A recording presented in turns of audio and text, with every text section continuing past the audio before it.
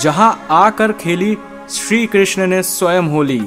पूरे भारत देश में होली की तैयारियां इस समय तेजी से चल रही हैं। इसके साथ ही देश में होली बड़ी धूमधाम से मनाई जाती है।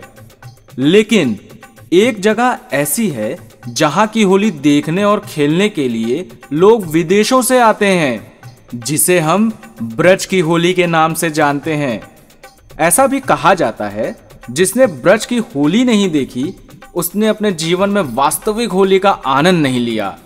आपको जानकर आश्चर्य होगा, कुछ जगह मूलतः 1 या 2 दिन होली खेली जाती है, लेकिन ब्रज में पूरे 1 महीने के ऊपर होली खेली जाती है।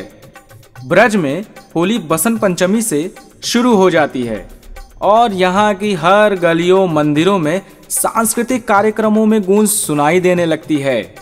ब्रज की प्रसिद्ध लठमार होली तो देखने लायक होती है।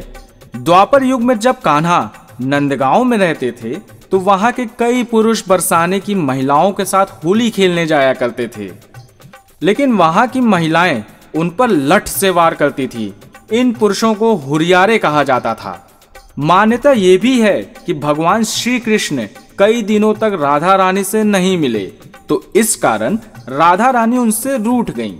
राधा रानी और उनकी सखियां गोपियां भी रूठ गईं। धीरे धीरे वहां मौसम बदलने लगे, फूल झड़ने लगे, पेड़ पौधे सब मुरझाने लगे, प्रकृति जैसे निर्जीव सी हो गई। लेकिन भगवान श्री कृष्ण तो अंतर्यामी थे। प्रकृति की दशा देखकर राधा और गोपियों की दशा के बारे में उनको आभास हो गया। तभी एक दिन भगवान श्री कृष्ण राधा से मिलने बरसाना पहुंच गए। कृष्ण से मिलकर राधा और गोपियां प्रसन्न हो गईं। चारों ओर पहले के जैसे प्रकृति में हरियाली छा गई। श्री कृष्ण ने एक फूल तोड़कर राधा पर फेंक दिया। तब राधा रानी ने भी एक फूल तोड़ा और श्री कृष्ण पर फेंक दिया। यह देखकर गोपियां भी फूल तोड़ने लगीं और एक दूसरे पर फूल फेंकने लगीं।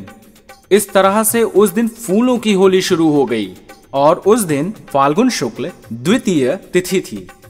इसके बाद से हर साल फाल्गुन शुक्ल को फूलों की होली खेली जाने लगी।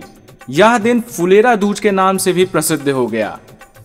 आपको हमारा ये वीडियो कैसा लगा हमें जरूर बताएं। साथ ही अर्था चैनल को लाइक करें, सब्सक्राइब करें और बेल आइकन को दबाना ना भूलें। धन्यवाद।